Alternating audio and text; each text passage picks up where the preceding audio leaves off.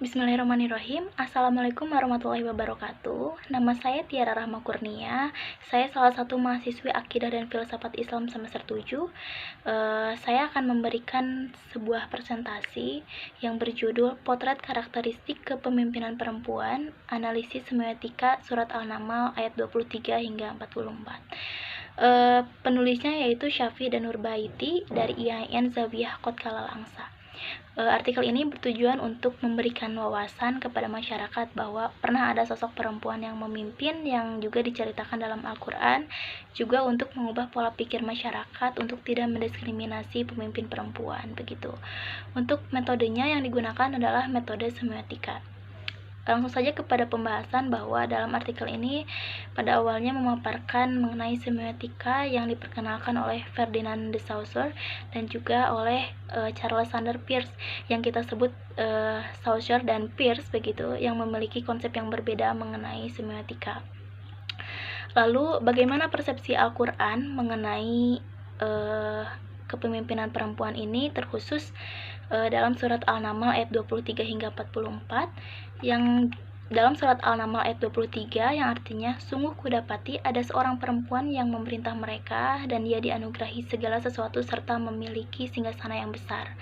Ayat ini sempat memunculkan pendapat-pendapat yang beragam dari para penafsir mengenai siapa perempuan ini dan siapa nama perempuan ini, yang juga pada akhirnya mendapatkan sebuah kesepakatan bahwa perempuan ini adalah Balkis. Balkis itu adalah pemimpin di kerajaan Sa'ba begitu. Dia adalah seorang perempuan.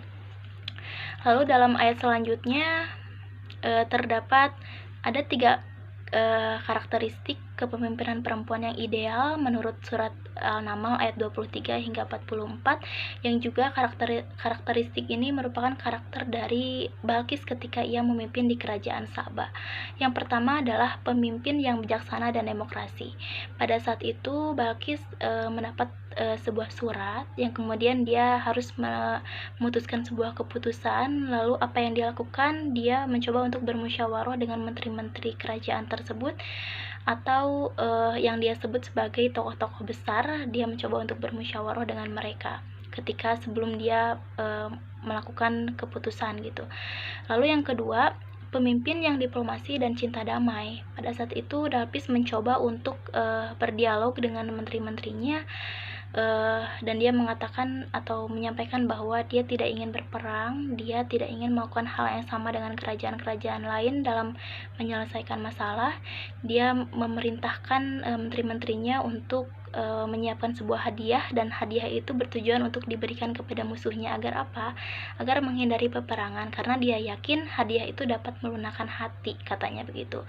Dan peperangan juga akan membuat penduduknya malah tersiksa begitu. Lalu yang ketiga, pemimpin yang cerdas dan teliti. Terlihat bahwa Balkis ini mencoba untuk bermusyawarah dalam setiap dia mengambil keputusan. Agar apa? Agar dia dapat memutuskan keputusan yang tepat. Lalu dalam mengambil keputusan dalam menyelesaikan masalah, Balkis lebih memilih untuk menyiapkan sebuah hadiah untuk musuhnya gitu ya. Agar apa? Agar menghindari peperangan tersebut. Mungkin sekilas yang bisa saya sampaikan mengenai artikel ini. Untuk pendapat saya mengenai artikel ini, saya cukup setuju karena artikel ini justru memberikan wadah gitu ya, seperti motivasi dan wadah bagi perempuan bahwa ya perempuan memang seperti layaknya manusia biasa, seperti laki-laki yang memiliki skill gitu ya, dianugerahi skill yang bisa jadi skill tersebut mungkin di ranah dalam kepemimpinan, bahwa tidak menutup kemungkinan perempuan bisa menjadi pemimpin yang baik begitu. Untuk relasinya atau kaitannya dengan mata kuliah agama dan gender, tentu ada relasinya karena materi ini membicarakan tentang gender, tentang kesetaraan, bahwa perempuan bisa juga memimpin, perempuan bisa juga menjadi pribadi yang bisa memimpin kerajaan atau suatu negara begitu. Terima kasih. Wassalamualaikum warahmatullahi wabarakatuh.